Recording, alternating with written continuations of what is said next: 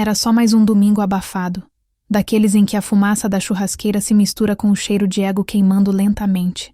Eu estava sentada à sombra da goiabeira no quintal da casa do meu pai, com um copo de suco quente na mão e os olhos observando as crianças correndo descalças. Tinha voltado do quartel na sexta à noite, depois de semanas fora, e ninguém parecia notar minha ausência. Também não fiz questão de avisar que tinha sido condecorada na terça-feira anterior, medalha de mérito por uma missão que oficialmente não existiu. Eu já tinha aprendido que, para a minha família, o que não aparece na televisão não conta. O calor colava minha farda civil no corpo. Um vestido simples que não chamava a atenção de ninguém. E talvez era isso que mais doía, ser invisível na única trincheira onde eu queria ser vista sem precisar sangrar. Meu irmão mais velho, Anderson, girava a carne no espeto como se fosse o rei de um império de carvão e gordura. Sempre foi assim. O filho brilhante, formado em administração, homem de negócios, como ele mesmo se autoproclama. A cada churrasco, ele precisa de um novo público para suas piadas recicladas e sua risada alta demais. O palco da vez era o amigo do filho dele, um militar da Marinha, segundo-tenente recém-promovido, que usava óculos escuros mesmo com o céu nublado. Eu já sabia o que vinha. Sempre sei. Mas esperei mesmo assim. E veio. Anderson falou alto o suficiente para que toda a varanda ouvisse, mesmo os que fingiam estar entretidos com o WhatsApp. Minha filha quer seguir os passos da tia, ele disse, olhando para mim com aquele sorriso torto. Mas espero que ela escolha alguma coisa mais emocionante, né? Porque ficar empurrando papel em base do exército, ninguém merece. Que vida entediante! As risadas foram rápidas, automáticas, como tiros disparados por reflexo. Até meu filho riu. Um riso curto, quase nervoso, como se estivesse aliviado por não ser ele o alvo. Naquele instante, senti uma brisa leve passar por trás da nuca, como se o universo tivesse me avisado para não levantar, para não responder. E eu obedeci. Sorri. Abaixei os olhos e levei o copo de suco à boca, como se aquilo fosse suficiente para afogar a frase. Mas por dentro, o gosto era de sangue represado. Meu filho olhou para o almirante ao lado, tentando puxar conversa. Minha mãe trabalha com coisa de arquivo, sabe? Essas burocracias de base. Ela nem carrega a arma. É mais tipo uma secretária de farda. O almirante virou-se para mim com um meio sorriso educado. Mas, no instante em que olhou nos meus olhos, sua expressão travou. Os ombros se retesaram, a boca perdeu a curva de simpatia. Ele me encarou por 2 segundos inteiros. 2 segundos que congelaram o riso de todos ao redor. E então, ele se levantou lentamente, bateu continência e gaguejou. Senhora, você é a capitã da morte? Silêncio. O tipo de silêncio que você escuta com os ossos. Ninguém riu. Ninguém respirou. Todos me olharam ao mesmo tempo. Anderson abaixou a pinça da churrasqueira sem perceber, os olhos arregalados como se tivesse visto um fantasma. Meu pai soltou um "o quê?" quase inaudível. Meu filho arregalou os olhos, a boca entreaberta, como se estivesse tentando recordar se alguma vez me viu realmente fardada. A irmã da minha cunhada deixou a garfada de farofa cair no prato. E eu continuei sentada, com o copo de suco morno na mão. Apenas levantei o queixo e olhei o almirante nos olhos. Já fui chamada assim, sim, senhor, eu disse, com a voz firme, mas sem elevar o tom. E então completei. Hoje só empurro o papel. O segundo de silêncio seguinte pareceu eterno, até que alguém deixou cair uma lata de refrigerante, e o barulho quebrou o feitiço. O almirante ainda estava em posição de respeito, e eu percebi pelos olhos dele que me reconhecia de uma operação que nenhum dos presentes sequer saberia nomear. Uma daquelas que o noticiário não cobre, onde a vitória não se comemora, onde só o silêncio volta com vida. Ele pediu desculpas, baixou a mão e se sentou constrangido. O estrago já estava feito. E não por ele. Meu irmão tentou rir. Ah, para com isso. Deve ser só coincidência. Isso é só apelido de internet, né? Essas lendas de tropa. Mas a voz dele não tinha mais certeza. Ele sabia, ou ao menos suspeitava. E suspeita, quando mora em gente prepotente, vira medo. O olhar da minha sobrinha adolescente era de deslumbre, como se pela primeira vez eu fosse mais do que uma sombra nos cantos das reuniões de domingo. Mas meu filho não olhava para mim. Ele mexia no celular. Ou fingia. Os dedos parados denunciavam. O rosto dele estava vermelho, não de vergonha pelo que dissera, mas de orgulho ferido, de ter sido corrigido por alguém que ele achava que podia rebaixar. O churrasco seguiu aos tropeços. Alguém comentou sobre o tempo. A música foi aumentada. Voltaram a falar de futebol, de política, de qualquer coisa que não fosse o que acabara de acontecer. Eu continuei na minha cadeira, imóvel, como se não tivesse acabado de ser exposta, nomeada, revelada. Como se aquele nome, Capitã da Morte, não ecoasse dentro de cada cabeça presente. Mas eu sentia, pela primeira vez, sentia os olhos me acompanhando. Não os olhos da fofoca, mas os da dúvida, do medo, do respeito tardio. Eu terminei meu suco, me levantei e disse que precisava ir. Ninguém me pediu para ficar. Meu pai assentiu com a cabeça. Meu irmão murmurou até a próxima. E meu filho apenas continuou olhando para o celular, como se eu tivesse desaparecido do mundo dele. E talvez tivesse mesmo. Mas ao entrar no carro e ligar o motor, olhei pelo retrovisor e vi o almirante observando, de longe, em pé, com os braços cruzados. E discretamente, ele assentiu com a cabeça. Aquilo bastou. Naquele domingo, eu não me vesti com minha farda. Não precisei. Bastou estar ali, inteira. O nome que me deram fora das paredes da família finalmente atravessou os muros do silêncio. E o peso da invisibilidade, pela primeira vez, não era meu para carregar. A primeira vez que ouvi essa frase, eu tinha 12 anos. Me lembro bem, porque foi o dia em que voltei para casa com o uniforme manchado de terra e o tênis rasgado, depois de escalar um muro para defender uma colega que estava sendo cercada por 3 meninos do 9º ano. Você nunca foi como o seu irmão, minha mãe disse, sem sequer perguntar se eu estava machucada. Ele nunca voltava para casa com esse tipo de problema. Eu não respondi. Já naquela idade, eu tinha aprendido que qualquer tentativa de explicação virava argumento. E argumentos sempre terminavam do mesmo jeito. Meu pai calado, minha mãe exasperada, meu irmão passando pela sala como se nada fosse com ele, e eu, no meu quarto, sozinha, com o travesseiro abafando o grito que nunca saía pela garganta. Anderson sempre foi o filho modelo. Nota azul, cabelo penteado, sorriso ensaiado para as visitas. O menino das medalhas de xadrez, dos discursos no Grêmio, das redações copiadas da internet que minha mãe aplaudia como se fossem publicadas no jornal. Já eu era a criança difícil. A que falava pouco, mas observava muito. A que preferia subir em árvores a brincar de boneca. A que derrubava o saleiro só por curiosidade de ver o que acontecia depois. Meu pai dizia que eu não era feminina o suficiente, como se houvesse uma lista, e eu tivesse falhado em cada item. Minha mãe dizia que eu era fria e que isso ia me deixar sozinha pro resto da vida. E meu irmão? Ele dizia pouco, mas olhava como quem guarda munição. Sempre soube mirar onde doía. Não foi surpresa quando ele passou no vestibular de economia na primeira tentativa e foi morar na capital. A casa inteira virou um altar em sua homenagem. A moldura da formatura, o jaleco que ele não usava, o diploma no centro da sala, com iluminação própria. Quando, anos depois, anunciei que tinha passado para a escola de formação de sargentos, houve silêncio. E depois, uma pergunta. Por quê? Meu pai franziu a testa como se eu tivesse dito que ia me juntar a um culto. Minha mãe foi mais direta. Você sempre foi teimosa. Mas isso é perigoso. Militar? Pra quê? E Anderson, do alto da arrogância que nunca precisou justificar, apenas sorriu e disse: vai ser engraçado ver você dando ordem pra alguém. Nos primeiros anos de formação, ligava para casa toda semana. Mas as ligações eram monólogos. Minha mãe perguntava se eu tinha engordado. Meu pai falava do jogo de domingo. Anderson nunca atendia. E meu filho, que na época ainda era pequeno demais para entender qualquer coisa, apenas me dizia que sentia saudade da avó, mas nunca perguntava por mim. As ligações diminuíram. Depois viraram mensagens. E então, nada. Não porque eu não quisesse falar, mas porque falar com quem não escuta é mais solitário do que o silêncio. Lembro-me de uma das poucas vezes em que voltei para casa durante a folga de fim de ano. Cheguei com a mochila às costas, depois de 12 horas de estrada, e encontrei todos na sala rindo de um vídeo. Entrei, dei boa noite. Ninguém olhou.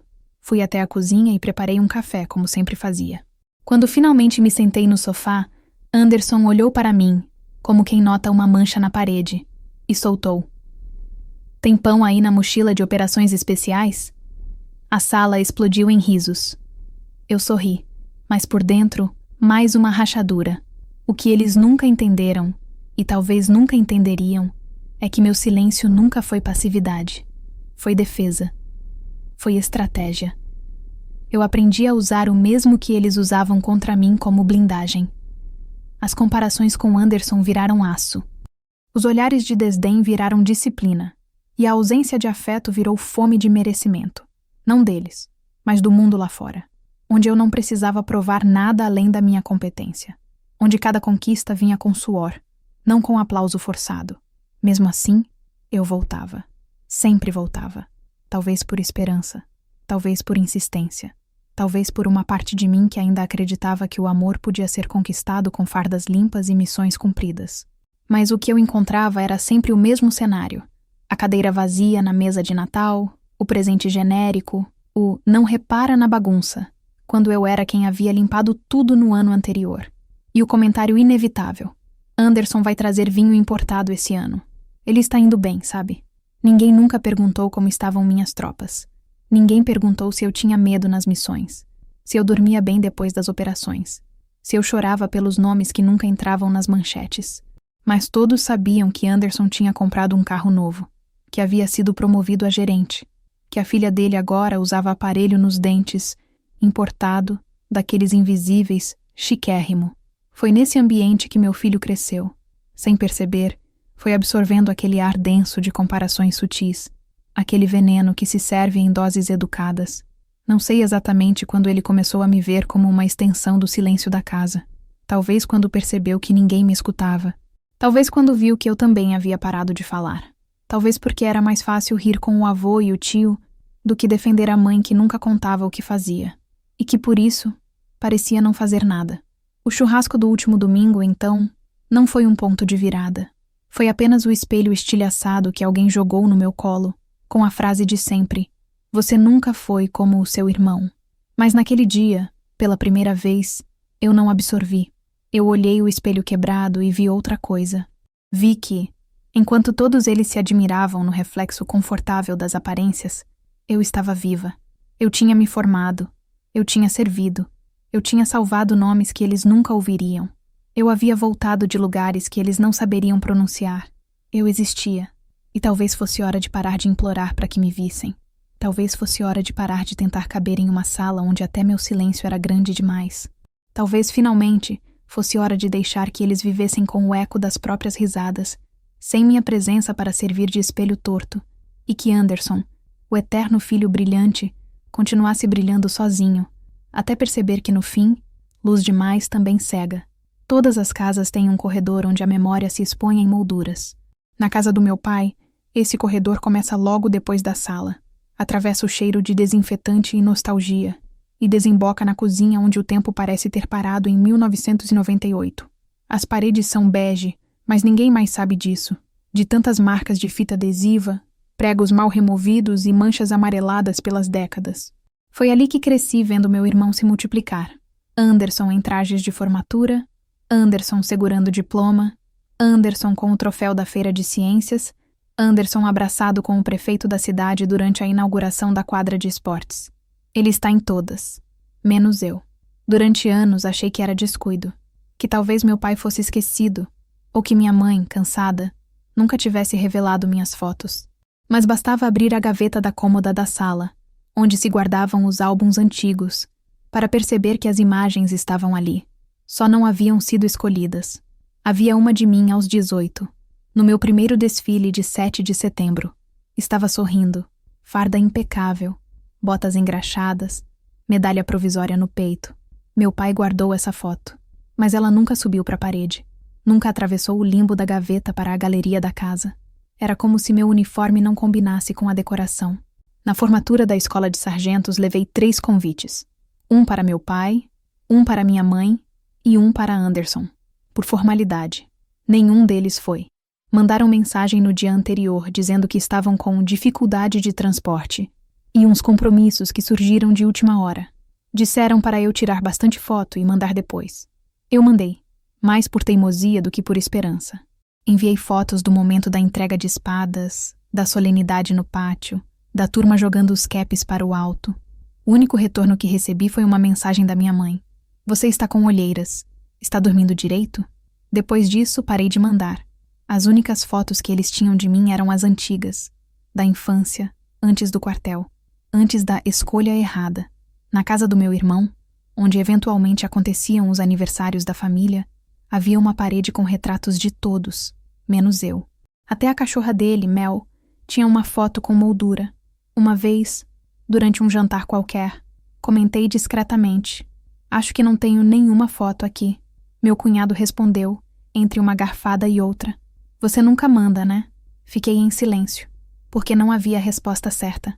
Porque eu sabia que, mesmo que mandasse, o espaço já estava ocupado por quem cabia. Houve uma tentativa, uma só. Quando meu filho tinha 7 anos, ele me pediu para ir uniformizada à escola no dia da profissão. Fiquei surpresa. Era a primeira vez que ele mostrava curiosidade genuína sobre o que eu fazia. Me preparei com cuidado, farda limpa, coturnos ajustados, apresentação leve para as crianças.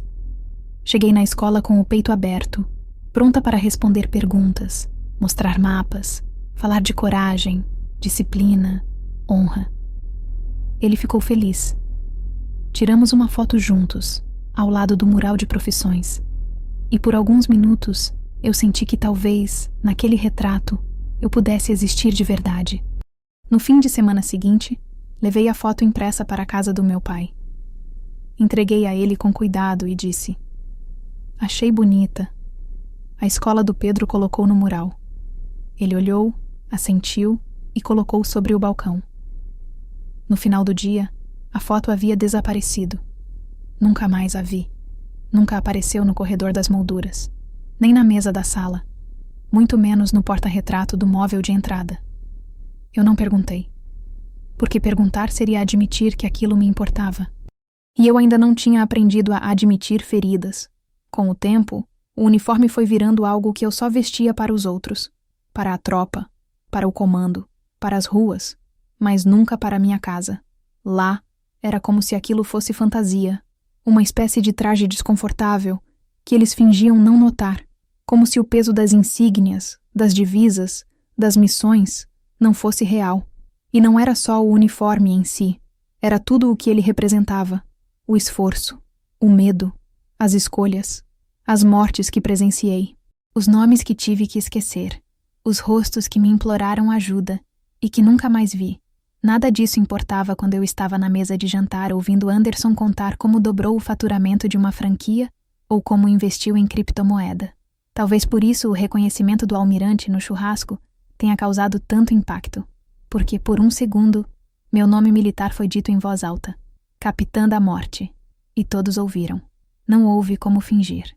Não houve como empurrar a informação para debaixo da toalha bordada da minha mãe. Eles me viram, mas não sabiam o que fazer com isso, porque sempre foi mais fácil lidar com a minha ausência do que com a minha presença real. Era mais simples me pintar como a irmã fria, a tia ausente, a filha que se distanciou, do que admitir que talvez o distanciamento tivesse sido obra coletiva. Na semana seguinte ao churrasco, abri uma caixa antiga no meu apartamento. Dentro estavam todas as fotos que nunca viram a luz do corredor. Fotos com colegas de missão, algumas borradas, outras confidenciais. Rostos riscados com caneta preta. Havia uma em especial. Eu, sentada no chão de uma base em zona rural, segurando uma criança nos braços. Rosto sujo, olhos imensos. Tinha salvado aquela menina de um sequestro. Era uma missão humanitária que quase deu errado. Eu quase não voltei, mas ela voltou. E naquela imagem, minha farda estava suada, rasgada, coberta de poeira, mas meus olhos estavam vivos. Pela primeira vez em muito tempo, peguei aquela foto e coloquei em uma moldura simples. Pendurei na parede da minha sala, do meu apartamento, do meu espaço, e ali ela ficou. Não porque eu precisava provar algo para quem nunca quis ver, mas porque eu precisava ver, precisava lembrar que mesmo que o uniforme nunca tenha entrado na narrativa da família, ele é a espinha da minha história. E agora, era hora de começar a contá-la. Nem que fosse só para mim, O silêncio sempre foi minha arma mais afiada, não porque eu gostasse dele, mas porque aprendi, cedo demais, que era a única coisa que me restava quando palavras podiam custar vidas. No quartel, o silêncio é regra, fora dele, é ruído. E eu vivi anos tentando conciliar esses dois mundos, sem perceber que, enquanto um me promovia, o outro me apagava. Dentro da farda, o sigilo era dever, fora dela, virou sentença. Minha família nunca entendeu por que eu não contava sobre o que fazia, por que evitava detalhes, por que desviava de perguntas. Para eles, meu silêncio era frieza, desinteresse, indiferença. Mas nunca foi. Meu silêncio era o resultado de um contrato que não se rompe, o de proteger o país, mesmo que isso significasse perder o direito de ser compreendida dentro da própria casa. Lembro-me de uma noite em especial. Era aniversário do meu pai. Estava no meio de uma operação em outro estado, sem previsão de retorno. Consegui, com dificuldade, 2 minutos ao telefone. Liguei. Parabenizei. Disse que sentia falta, que em breve estaria de volta. Do outro lado da linha, ouvi: "Você nem tenta mais participar da família, sempre distante, sempre fria." Não respondi, porque se dissesse onde estava ele não acreditaria, e se acreditasse, não compreenderia. Minha ausência para ele era escolha, nunca missão. Houve também o Natal em que voltei com o rosto marcado por um corte que levei ao ajudar uma mulher ferida em uma área de conflito urbano. Passei 36 horas sem dormir, socorrendo vítimas, dando cobertura, tentando salvar um grupo de civis encurralados. Cheguei em casa direto da missão, ainda com os olhos ardendo.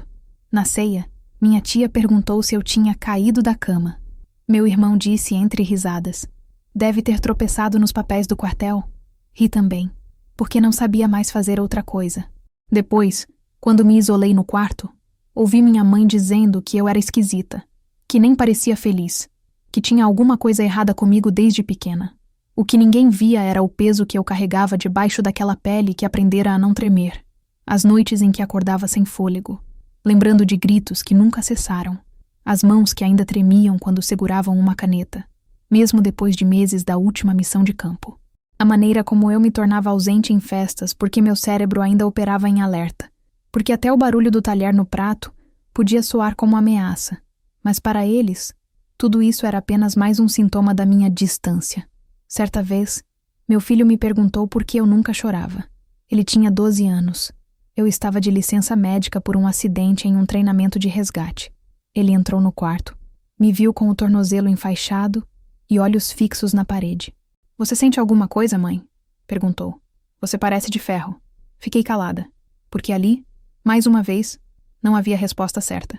Se eu dissesse que sim, ele não acreditaria. Se dissesse que não, confirmaria o medo dele. Então apenas estendi a mão. Ele segurou por 1 minuto e saiu. Nunca mais falou disso.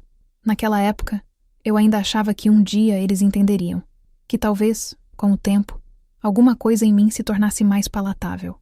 Que a minha carreira deixasse de ser um espinho no discurso da família. Mas o tempo só adensou os equívocos. Eles passaram a me ver como alguém que se fez assim, como se eu tivesse escolhido não sentir, não reagir, não contar. Como se o silêncio fosse arrogância. Como se guardar segredos fosse vaidade. Mas segredos não são escolhas. São cicatrizes ocultas.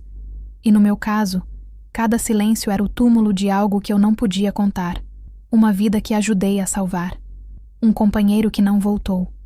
Uma criança que segurei até o último suspiro. Um tiro que quase levei. Um erro que quase custou tudo. Eu não falava, porque falar era reviver. E porque, em alguns casos, falar era violar juramentos que ainda hoje me definem. Durante um jantar de família, pouco antes do churrasco que escancararia tudo, meu irmão mais velho fez um comentário que atravessou como faca cega. A Letícia é uma incógnita. Nunca sabe se ela tá com a gente ou em outro planeta. Ela é boa em sumir. Todos riram. Meu pai completou. Ela é assim desde pequena. Fechada, fria, um bloco de gelo. Senti meu filho sorrir. E percebi que ele estava aprendendo. A rir, a repetir, a me apagar. E ali, entre uma garfada de arroz e outra, eu entendi que meu silêncio não era mais escolha. Era escudo, sim, mas também era armadilha. Eu havia construído uma reputação inquebrável no campo de batalha. E, ironicamente, permiti que me desmanchassem dentro de casa, porque ser forte lá fora me custou ser compreendida dentro. Porque a disciplina que salvara vidas fora dos muros me condenava à solidão entre eles. No dia seguinte, escrevi uma carta. Nunca entreguei. Guardei em uma pasta com meus documentos militares. Nela dizia: eu sou fria porque vocês congelaram tudo o que eu tinha para dar. E eu me calei, não por orgulho, mas por lealdade. Lealdade ao que vocês não podem saber. Lealdade ao que vocês nunca tentaram entender. Guardei a carta. E me guardei também. Talvez seja esse o preço de quem serve. A vida pública entre o risco e a honra. A vida privada entre a incompreensão e o vazio. O nome que ecoa em operações que nunca existirão oficialmente. E o rosto que ninguém pendura na parede da sala. Mas um dia, até o silêncio encontra voz. E quando isso acontece, não é grito. É reconhecimento. Frio, cirúrgico, inadiável. Não foi um telefonema. Foi um bilhete. Um código frio, emitido por um sargento de plantão, entregue em mãos dentro de um envelope cinza, sem carimbo nem nome remetente. Só o selo da urgência e o peso do que estava por vir. Estávamos no meio de uma evacuação humanitária no interior do Amazonas. Quase 4.000 pessoas desalojadas. Crianças com febre. Idosos sem acesso a remédio há dias. Gente presa em comunidades isoladas por alagamentos. A missão era de contenção, suporte, distribuição de mantimentos. Nada heróico, nada que virasse manchete. Apenas o tipo de trabalho que exige presença constante, liderança firme e espírito de sacrifício. Eu estava no comando da operação. Quando recebi o envelope, estava sentada em uma cadeira de plástico improvisada como posto de coordenação. Tinha dormido 3 horas nas últimas 48.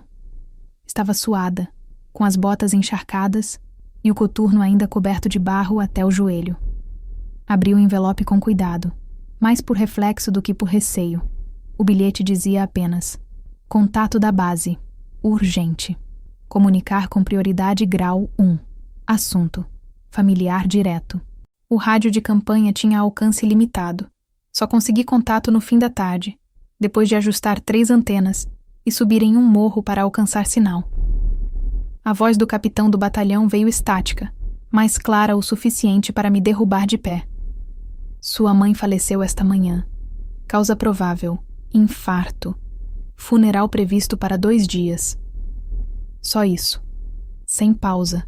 Sem margem para o colapso. A comunicação foi encerrada logo depois, porque o canal precisava ser liberado para chamadas logísticas da missão. Fiquei ali por alguns minutos, segurando o rádio desligado como se ainda houvesse alguma chance da voz voltar com outro final. Não chorei. Não gritei. Não liguei para ninguém. Fiz o que sabia fazer. Voltei ao trabalho. Coordenei a entrega dos mantimentos, organizei a retirada dos pacientes mais graves com os helicópteros da FAB, tranquilizei uma senhora que havia perdido o marido em uma enchente na noite anterior. Minha voz saía estável, meus passos eram firmes. Mas por dentro, alguma coisa tinha se partido de vez. E não havia atadura para aquilo. No dia seguinte, recebi a autorização para deixar a missão e retornar ao meu estado. Era tarde demais. O velório havia acontecido naquela manhã. Meu pai não esperou. Anderson não ligou. Meu filho não atendeu. Quando cheguei, a casa ainda cheirava a incenso barato e flores vencidas. A toalha da mesa estava molhada. Um retrato da minha mãe com Anderson enfeitava o centro da sala. Nenhum vestígio de mim. Nem mesmo uma lembrança. Era como se eu não tivesse existido no luto deles. Meu pai mal levantou os olhos quando me viu entrar. Estava sentado na varanda, olhando o vazio. Apenas disse: chegou tarde. Anderson passou por mim com uma caixa de papelão nos braços. A gente já resolveu tudo. Não precisava vir mais agora. Eu não respondi. Apenas entrei no quarto da minha mãe e sentei na beira da cama. A colcha ainda estava desarrumada. O chinelo dela ao lado do criado mudo. Um frasco de perfume aberto. Fiquei ali, tentando encontrar alguma coisa que me ligasse a ela. Uma carta, um bilhete, uma foto, mas não havia nada. Apenas uma vida inteira que passou sem que eu tivesse espaço dentro dela. No fim da tarde, ouvi vozes na cozinha. Anderson falava sobre o enterro com naturalidade assustadora. Foi bonito. Simples, mas bonito. A igreja estava cheia. O padre falou bem dela. Todo mundo lembrou do quanto ela se orgulhava dos filhos.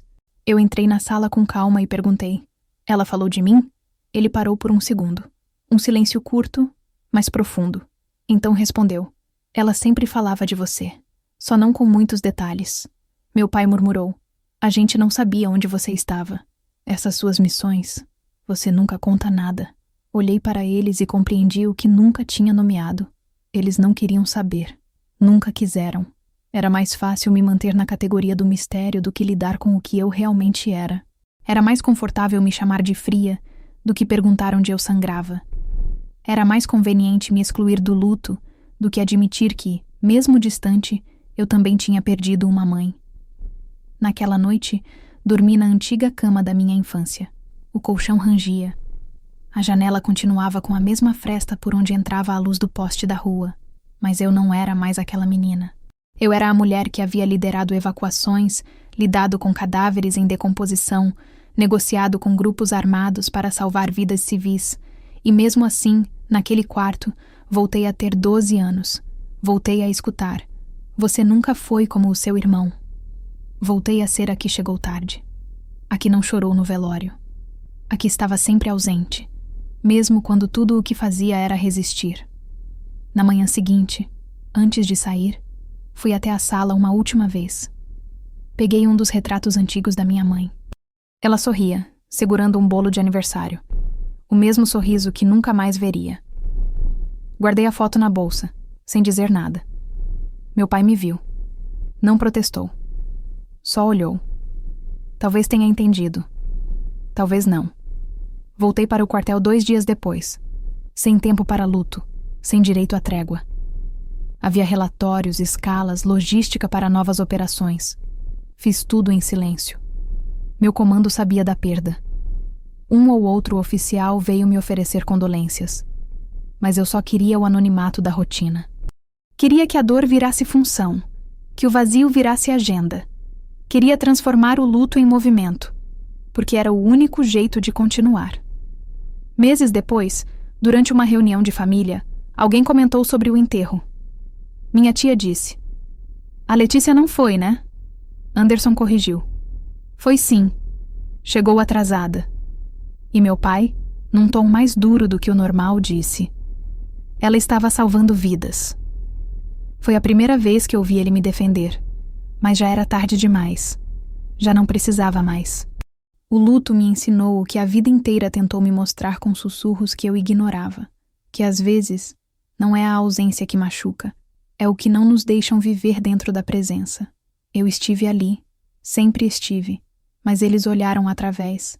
E agora, a única pessoa que talvez um dia tentasse entender não estava mais aqui para ouvir. Talvez seja esse o luto de quem serve. Não é só perder, é não poder perder do mesmo jeito que os outros. É enterrar sem despedida, é sentir sem demonstrar. É voltar para casa tarde demais. E ainda assim, voltar com a cabeça erguida, como se nada tivesse sido arrancado do peito. Mas algo foi. E ninguém viu. Eu já devia ter notado o tom antes. O jeito como as palavras vinham embrulhadas em gentilezas forçadas, como se cada gesto de acolhimento estivesse rotulado com um valor a ser pago depois. Mas a gente quer tanto pertencer que às vezes engole o gosto amargo do desprezo como se fosse chá de família. A verdade é que eu não morava ali por comodidade. Estava de licença médica, afastada temporariamente por recomendação psicológica depois de uma missão onde uma evacuação deu errado. 3 civis morreram, um dos soldados da minha equipe teve um colapso nervoso e eu... Bem, eu fui a que continuou de pé, como sempre. Mas de pé nem sempre significa inteira. Voltar para a casa da infância foi um movimento que fiz sem orgulho. O apartamento funcional do exército estava em reforma. O tempo da recuperação era curto. Pedi um canto. Só isso. Um canto por alguns dias. Meu pai disse que sim com o tipo de silêncio que significa desde que você não incomode. E Anderson, que agora morava ali também com a filha adolescente e a nova namorada, Fingiu não se importar. Só me deu um aviso velado. Só não chega tarde. A gente tem rotina. Eu não pretendia chegar tarde. Na verdade, não pretendia chegar demais. Fiquei com o quarto dos fundos, o mesmo onde dormi dos 8 aos 16. As paredes tinham marcas de fita adesiva que outrora seguraram pôsteres de astronautas e mapas do mundo. Agora, seguravam silêncio. Meus pertences cabiam em 2 malas. Um porta-retrato com a única foto que tirei com minha mãe na infância. Um caderno de anotações. E um kit de primeiros socorros que nunca deixava de lado, por hábito mais do que necessidade. No começo, tudo parecia suportável. A menina de Anderson me tratava com aquela indiferença típica da adolescência. A namorada dele, Beatriz, tentava manter cordialidade, mas eu sabia que não gostava da minha presença. Percebi pelo modo como movia os potes de tempero no armário, empurrando o meu sempre pro fundo, ou como aumentava o volume da televisão quando eu estava lendo. Pequenos gestos, pequenas guerras. A casa não era grande o suficiente para tanta indiferença. Eu cozinhava às vezes, lavava a louça, não fazia alarde, não ocupava espaços que não me fossem dados. Eu me tornara especialista nisso. Existir sem deixar pegadas. Até que numa manhã qualquer, eu estava na cozinha fritando ovos quando ouvi a frase. Veio como granada em meio a uma conversa banal, dita com aquele tom de riso que morde. Você deveria agradecer por te darmos comida aqui em casa. Foi o meu irmão quem disse. Com uma caneca de café na mão, encostado na porta da cozinha como se estivesse me dando uma notícia cômica. Não sei o que me chocou mais. A frase ou a naturalidade com que ele a proferiu.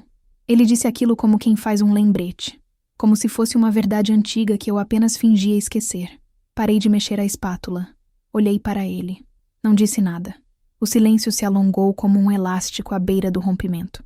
Ele percebeu. Sorriu. Ah, tô brincando, Letícia. Você sabe. Só uma piadinha. Mas piadas, quando ditas com esse tipo de sorriso, não são brincadeiras. São avisos. São cutucadas disfarçadas de convivência. Voltei a mexer os ovos. Como se aquilo não tivesse me atravessado. Mas dentro de mim, algo se reconfigurava.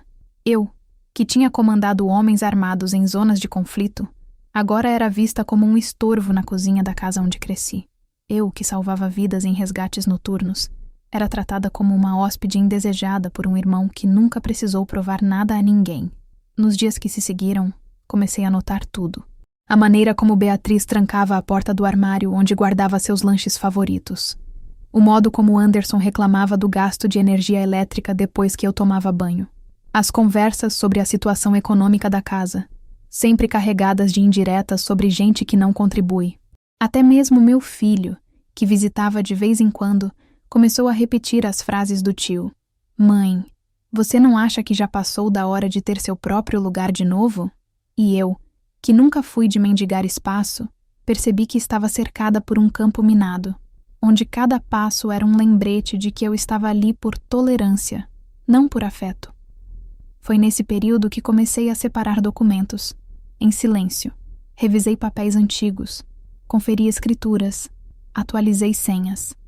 Digitalizei medalhas e certificados. Reforcei o cofre com tranca biométrica no quartel. Eu não estava preparando uma vingança. Ainda não. Mas estava organizando minha existência. Reunindo provas de que eu era mais do que o incômodo que eles projetavam. Naquela mesma semana, Beatriz sugeriu que eu talvez pudesse passar uns dias na casa de alguma amiga do quartel. Disse com um sorriso suave, como se estivesse me oferecendo um favor. Você é tão independente, Letícia. Ficar aqui deve te sufocar. Era isso. O movimento estava sendo articulado. Como antes. Como sempre. Me empurrar para fora com luvas brancas e frases delicadas. E eu apenas respondi. Não se preocupe. Não vou ficar muito mais tempo. Na noite seguinte, jantei sozinha.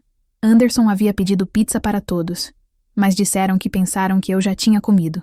Sentei na varanda com um prato de arroz requentado e olhei para o céu sem estrelas.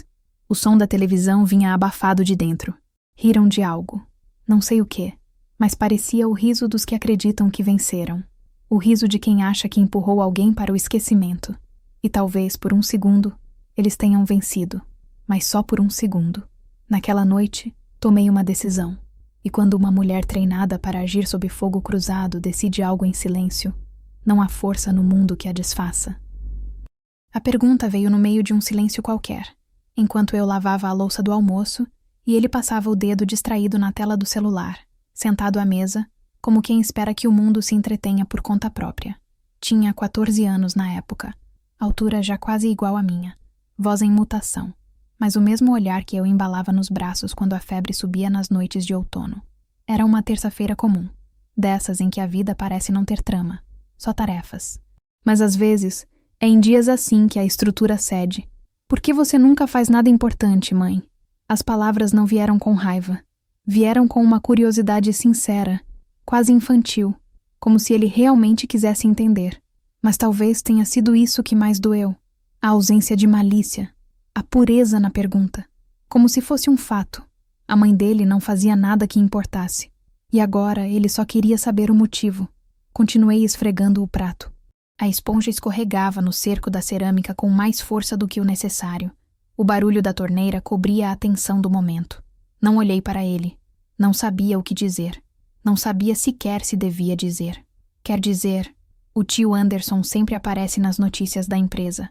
O vovô foi homenageado pela Associação de Aposentados. Até a Beatriz tem aquele canal de receitas. Mas você... Ninguém sabe o que você faz. Eu não era ninguém. Ali, naquela cozinha com cheiro de detergente e panela de arroz no fogo baixo, meu filho havia me declarado ausente, invisível, irrelevante. Depois de todas as noites que passei acordada para protegê-lo de febres, medos e de um mundo que ele ainda não compreendia. Depois de todas as vezes que voltei com o corpo quebrado, mas a alma em silêncio, só para não assustá-lo com as imagens que ainda me visitavam de madrugada. Eu, que tinha enfrentado homens armados com menos tremor do que sentia ali, parada diante de um adolescente que me perguntava por que eu nunca tinha feito nada importante. Não era culpa dele. Era o reflexo do que ele ouvia, das ausências que colecionamos juntos, do que meu silêncio permitiu que ele acreditasse, da narrativa que os outros contaram por mim, e eu, cansada, nunca corrigi. Seus olhos voltaram à tela. O momento passou para ele, mas não para mim. Naquela noite, não dormi. Fiquei sentada na beira da cama, observando a porta entreaberta do quarto onde ele respirava tranquilo. E pensei em tudo o que eu já tinha feito e que ele nunca saberia. Pensei na operação em que ajudei a resgatar 3 crianças presas em escombros, depois de um desabamento no interior da Bahia. Na missão noturna em que ficamos cercados por criminosos e precisei negociar a evacuação de civis com um rádio que falhava a cada minuto. Nas vezes em que vi o olhar de soldados se apagando no chão, e mesmo assim tive que seguir dando ordens, contendo o desespero com a mesma frieza que agora me condenava. Pensei na vez em que enfrentei um oficial superior que tentou encobrir a falha de uma missão. No dia em que recusei suborno de um empresário querendo esconder material irregular em transporte militar. Nos treinamentos onde fui a única mulher a não ser reprovada. E onde disseram que só passei porque eu sabia sorrir. Pensei nas cicatrizes, nas medalhas que guardei na gaveta, no coturno gasto que ninguém vê, no nome de guerra que alguns ainda sussurram em respeito quando passo pelos corredores do batalhão, mas que nunca cruzou a porta da minha casa. Meu filho não sabia, e naquele momento eu percebi que talvez nunca tivesse feito questão de contar. Por segurança, sim, mas também por cansaço, porque eu achava que não precisava provar nada a ninguém. E agora via o custo disso. Na manhã seguinte, deixei um envelope em cima da mesa. Dentro, uma cópia da matéria da revista interna do Exército que havia sido publicada 2 anos antes.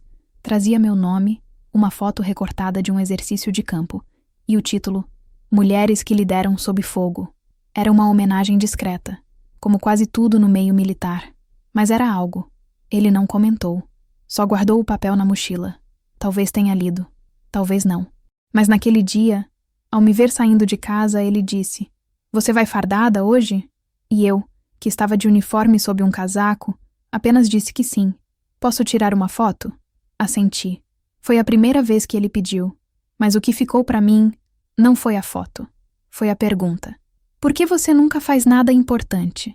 Porque ela me expôs. Porque ela revelou com a inocência de quem ainda acredita em tudo o que escuta, que até ele havia sido treinado para me achar menos. Eu não culpei meu filho. Culpei o silêncio. O meu. O deles. O de todos os domingos em que me mantiveram fora das fotos. O de todos os natais em que o Anderson se gabava do bônus da empresa e eu me calava. O silêncio que permitiu que me apagassem da narrativa familiar. Naquela semana comecei a escrever. Não um livro, nem um diário, mas fragmentos. Verdades que um dia talvez ele quisesse ouvir. Coisas que nunca pude contar, mas que eu queria deixar registradas. Não por vaidade, mas por justiça. Porque ser invisível é uma escolha quando você sabe que ninguém vai olhar mesmo que grite. Mas eu não ia gritar. Ainda não. Eu ia esperar. Esperar o dia em que o mundo se chocasse com o que eles sempre fingiram que não existia. E ele viria. Eu já sabia. E quando chegasse, não seria necessário levantar a voz. Bastaria estar ali, inteira. O calor do fim de semana grudava na pele como um lembrete de que nenhum lugar é neutro quando se está cercada por quem te julga em silêncio. A carne chiava na grelha. O cheiro de carvão misturava-se ao som dos copos batendo na varanda. E as vozes eram altas demais para serem sinceras. Era aniversário do meu pai, 70 anos, e Anderson tinha feito questão de organizar tudo. Fez os convites, distribuiu tarefas, contratou um garçom e alugou mesas com toalhas plásticas xadrez. Faltava apenas uma coisa: me dizer que eu estava sendo convidada por obrigação. Quando cheguei, o portão estava aberto. Ninguém me notou de imediato. Meu pai estava sentado em uma cadeira diária, recebendo abraços de parentes que eu mal lembrava. Anderson circulava com a autoridade de quem acredita que coordena o mundo. Meu filho estava encostado na parede, rindo de algo no celular com 2 amigos. Beatriz me viu primeiro. Fez um aceno leve, como quem reconhece uma vizinha com quem nunca trocou mais do que um bom dia. Caminhei até o fundo do quintal e me sentei sob a sombra da goiabeira, no mesmo lugar de sempre, o único onde eu não atrapalhava o cenário.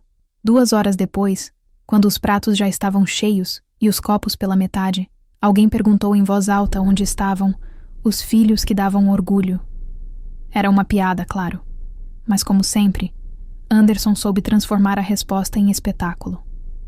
Eu estou aqui, ué, ele disse rindo, levantando a garrafa de cerveja.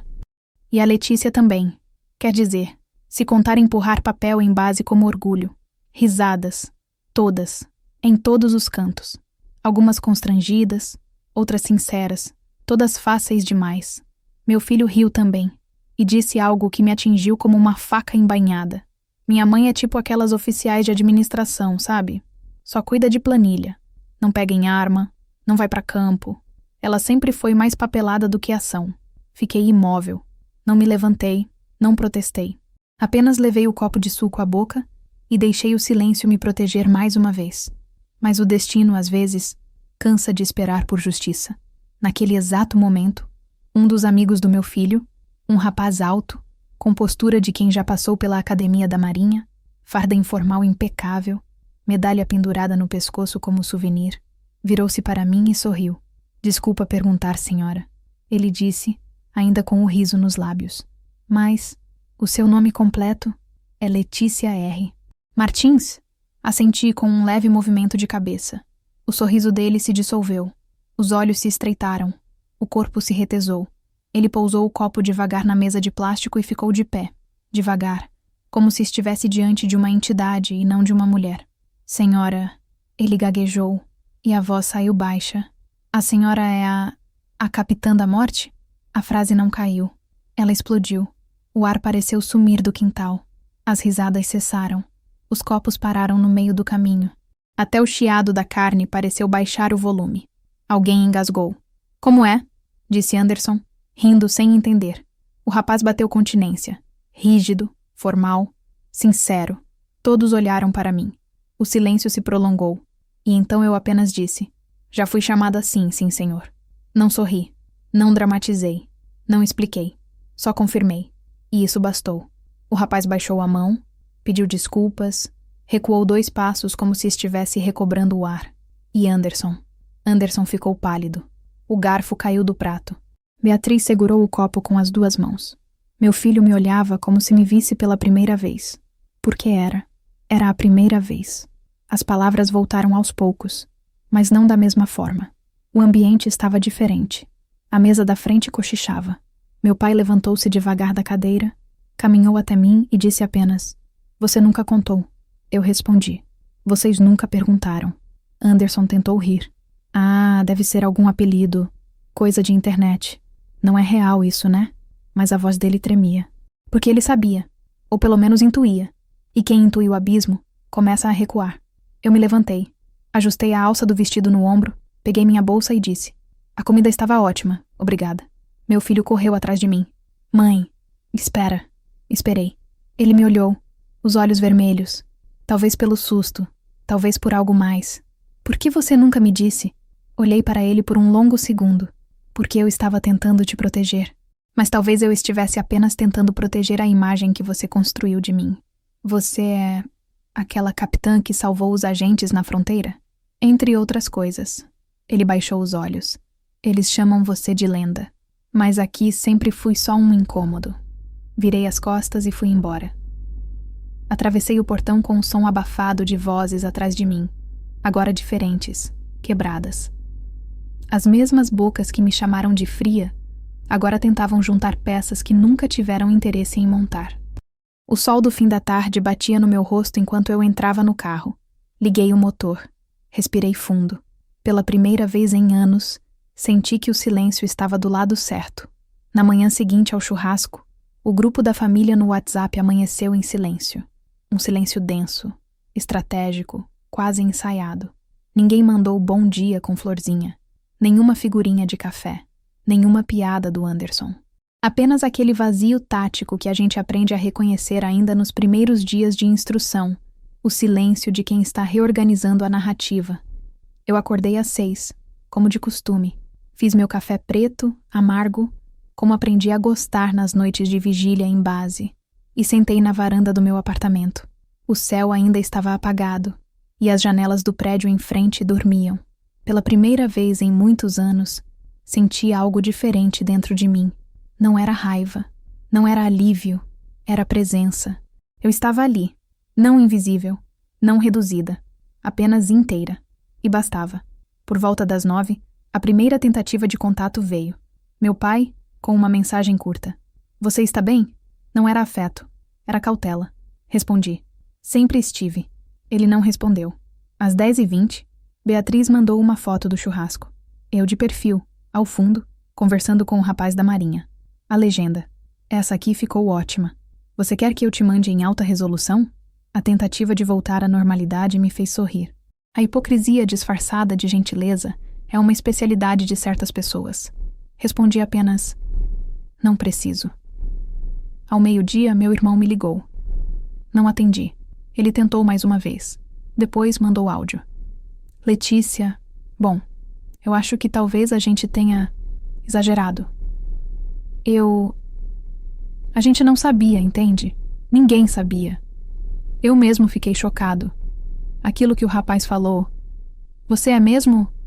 Bom, eu só queria dizer que, se em algum momento a gente falou alguma besteira, foi sem maldade, sabe?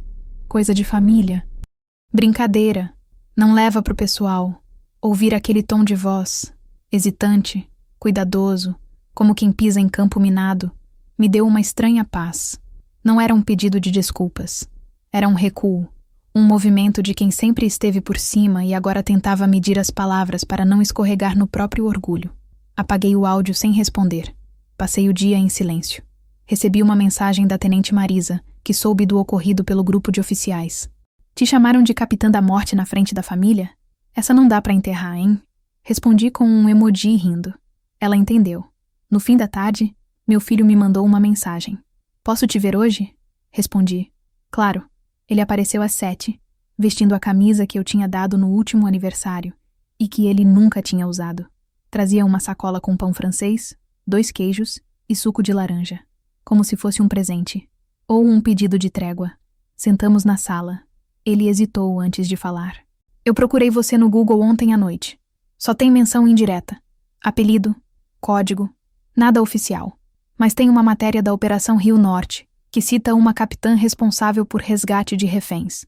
Era você? Assenti. Ele baixou os olhos. Por que você nunca me contou? Porque o que eu faço não é sobre mim, é sobre os outros. E porque eu achava que você não precisava saber, que bastava eu estar ali quando você precisasse. Eu sempre achei que você não se importava. E você sempre achou isso porque ninguém te ensinou a olhar além da superfície. Ele ficou em silêncio. Olhou ao redor. Viu o porta-retrato que coloquei no aparador dias antes. Uma foto minha, fardada, recebendo uma medalha das mãos do general de brigada. A única imagem visível da minha história naquela casa. Posso levar uma cópia dessa? Pode. Ficamos ali, comendo pão e queijo como quem tenta costurar buracos com linhas finas demais. Não falamos sobre o que vinha depois. Não falamos sobre perdão, nem reconciliação. Aquilo não era recomeço. Era só um reconhecimento. Ele, enfim, havia me visto. Na manhã seguinte, a mensagem mais inesperada de todas chegou. Era da minha prima Cláudia, com quem não falava há anos. Vi os vídeos do churrasco. Alguém postou no grupo da família. Letícia, aquilo foi a coisa mais impressionante que já vi. Eu chorei. Eu só queria te dizer isso. Respirei fundo. Era inevitável. Eles tinham filmado. Alguém sempre filma. Mesmo sem saber o que estão capturando. Mesmo sem prever que, às vezes, o momento que parece banal é o que vira avalanche. Não me importei. Eu não tinha mais nada a esconder. Ao longo da semana, as mensagens continuaram. De primos, de tias, de colegas do colégio que eu mal lembrava. Gente que até então só me via como a Letícia estranha que virou militar. Agora, me viam como algo mais. Algo que eles não sabiam nomear. E talvez nem precisassem. Mas o mais revelador foi o comportamento de Anderson. Silêncio total. Nada de provocações no grupo da família. Nenhuma piada nas entrelinhas. Nenhuma tentativa de minimizar o que aconteceu. Era como se ele estivesse esperando o tempo apagar o constrangimento. Ou como se estivesse com medo de dizer qualquer coisa que pudesse piorar a própria imagem. Meu pai, por outro lado, começou a me tratar com a polidez que só se oferece a convidados importantes. Chamou-me para jantar num domingo, coisa que não fazia há anos. No meio da refeição, largou o talher e disse: "Você é melhor do que eu imaginava." Eu apenas respondi: "Sempre fui." E ele não insistiu. Talvez esse seja o tipo de respeito que chega tarde. E talvez ele só exista quando a máscara do desprezo escorrega diante de uma verdade que não pode mais ser negada. Eles sabiam agora. E por saber, haviam perdido o direito de me reduzir. Mas o que eles não sabiam era que isso era só o começo. Não deixei bilhete, nem aviso, nem última conversa. Não porque quisesse desaparecer, mas porque ninguém merece explicações depois de anos de silêncio ignorado. Naquela manhã, a luz entrava pela janela da casa do meu pai com a mesma indiferença de sempre, tingindo os móveis de tons desbotados. O corredor com os quadros de Anderson ainda estava intacto. Cada moldura brilhava com um verniz que escondia mais do que mostrava. E eu, pela última vez, atravessei aquele corredor com passos tão leves quanto os que dei pela primeira vez aos 6 anos, quando ainda achava que um dia eu teria meu espaço ali. Na sala, sobre a mesa de centro, coloquei a caixa. Marrom, sem fita, sem tranca. Nada de pompa. Apenas uma tampa que cobria mais do que documentos. Cobria anos de omissão, de desprezo, de negação sistemática de quem eu fui. Dentro dela, organizei tudo em silêncio na noite anterior. Primeiro, as cópias dos recortes de jornais internos do Exército, as menções cifradas, os codinomes, os mapas borrados em preto, as matérias com título genérico. Equipe de elite evita tragédia no norte. Em cada folha, uma verdade que minha família jamais quis saber. Depois, coloquei uma pasta transparente com as cartas de recomendação, os certificados internacionais, os termos de sigilo. Nenhum deles explicava o que eu vivi. Mas todos deixavam claro que, ao contrário do que disseram tantas vezes, eu sempre fiz mais do que empurrar papel. Em um envelope menor, selecionei 7 fotos, não as oficiais. Aquelas ficavam na minha gaveta pessoal, junto das memórias que só compartilho com quem esteve ao meu lado em campo. Escolhi as imagens que não podiam ser ignoradas nem reinterpretadas. Eu, com um grupo de mulheres militares, após uma missão de evacuação de reféns. Eu, abraçada a uma criança resgatada em zona de conflito. Eu, com o rosto sujo de fuligem, segurando uma bandeira queimada, mas erguida. Ao lado das fotos, uma condecoração, não a mais prestigiada, mas a que eu recebi no dia em que quase não voltei. A que foi entregue no silêncio de uma sala pequena, sem plateia, sem aplausos. A única que nunca mostrei, porque a história por trás dela envolvia mortes que eu ainda carrego nos ombros. No fundo da caixa, deixei um documento que nunca deveria sair da minha posse. Uma folha preta com inscrições em branco, com assinatura digital e carimbo oficial.